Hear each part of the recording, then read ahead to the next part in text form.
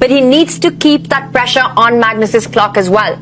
Yeah, the problem is for black is you really would like to take this G2 pawn for the H4 pawn, like release your own rook. That would be good. You want connected passed pawns that are unopposed, but Magnus is not allowing that. He's giving the king a bunch of checks. You could run forward, but then the rook will continue to follow the king, push it to the other side of the board, and then start going after the black pawns. So this is exactly what Magnus is doing. Hikaru has to step back and look at this back and forth shuffling pieces. The H4 pawn remains a target. The black rook has to stay passively defending rather than going after white's pawns.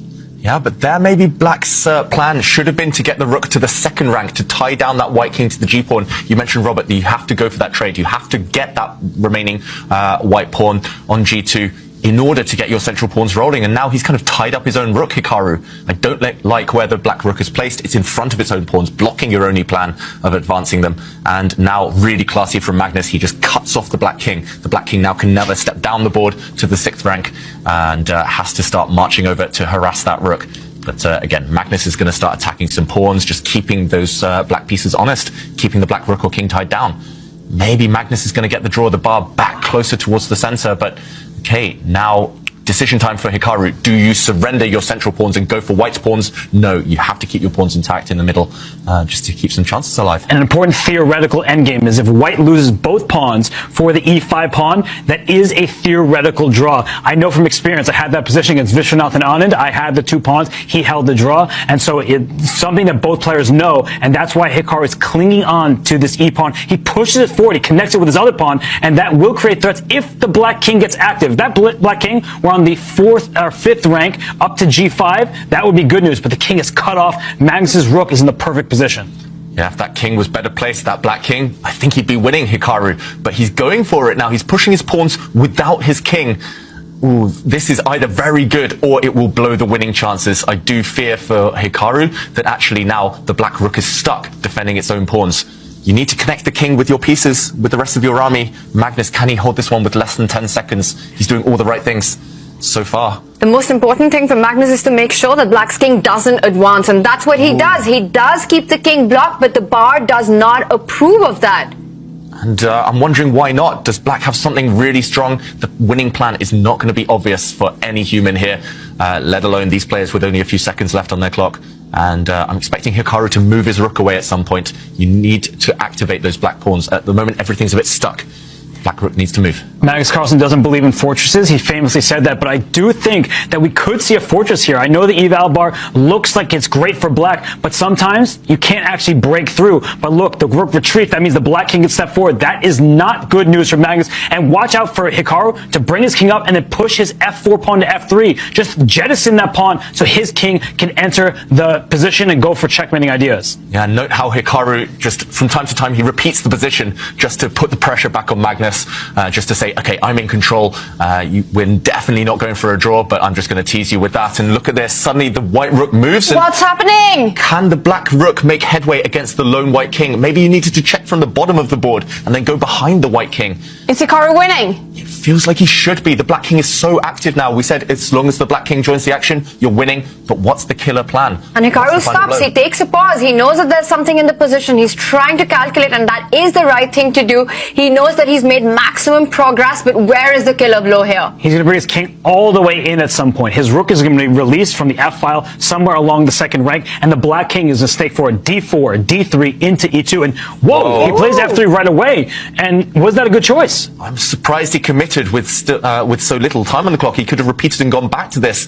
Robert, earlier you mentioned that f pawn and h pawn together is a draw, but e pawn and h pawn is winning because they're so far apart. White's defenses will be stretched. Can the black king come in now? Is it still winning? This is so close. It does look like, because every time you do move your rook away from here, white king steps forward and everything is under control. He's got to get the king into the attack to help that e pawn advance further. I'm expecting a king advance right now, but watch out for a rook check that might pick up the h pawn. Yeah, you have to be careful where you put the black king right now. You don't want to allow any nasty checks from the white rook behind. Okay, he retreats his rook. Really clever. Now look at the white king. It's cut off. It can never move towards that black central pawn because the black rook cuts along the f-file, and Hikaru bobs his head. He thinks he's winning. It does look very strong. The king is coming now. Wait, but he's going to check. How is he going to run away? If the king goes to the c-file, the rook just slides over, and you can't push the e-pawn. And now you're more distance from the king. So if the king goes to d3, you see the bar go back to equal. So he reacts Hikaru as well. Oh my gosh. Yeah, I thought he still had great winning chance, but he allows the king forward, but then the rook comes to g3 with check. So that's why Magnus slides backwards, and his king is no longer cut off. That means that Magnus Carlsen should be able to hold. Yeah, Hikaru, maybe there was a more accurate way of doing it. It wasn't easy, even if it was winning, and suddenly Magnus's rook is active. Suddenly you can start giving checks from the side. And now he wants to come with the king to the other side. He wants to create an opposition and try and attack white's king, create a mating net, but Magnus slides all the way back with the rook to give backward checks to black's king. And this just looks like with the black rook stuck here, there will be no saving the black king from checks anymore. We're going to see 100 checks, but the result will be the same. This will end in a draw. Wow, nowhere safe to hide. If the black rook could move away, the black king could hide in front of its own pawns, or his own h-pawn, but now there's nowhere safe. If you have to start retreating the black king towards the white rook, then suddenly your pawns might drop off. And look at Hikaru. He's so frustrated right now. And it's the wrong pawn, the h-pawn. So if the king goes back, the white king steps forward, the rook will take this pawn on e3, and the king is inside the square. When king and pawning games, you try to chase down the pawn, you make a square to the promotion point. And here, it's okay, h3, the pawn goes forward. Still alive. But no more progress. I think black is completely frozen now. But what happens once the black king starts running over? Still nowhere to hide, I guess. And, okay, we're past the 100 move mark. This has been a marathon game. Can Hikaru squeeze out a win? What a fight. Magnus thinks he's drawing. He leant back there looking very happy with himself. But still, chances alive. I agree with Robert. I think it's the wrong pawn. The black rook is just on the worst possible square, tied down defending both of them. The black rook is passive. You need active pieces to win these types of endgames. Oh, what a miracle this is if Magnus holds. And it's just amazing the defense that he's shown, and we can see Hikaru that he's giving up on this. He knows that there's no way to improve this position further. The black's rook is tied down to defending that e3 pawn and the h3 pawn. Magnus continues to attack the black king with checks. There's no place to hide, and we see Hikaru leaning back. He knows he's done everything, but it's not been enough. So close, but no cigar. Down under 10 seconds now, Hikaru. He looks like he's about to give up his winning attempts, about to agree that draw. Just all the checks. Look at that black king. So sad, has to retreat the whole way back.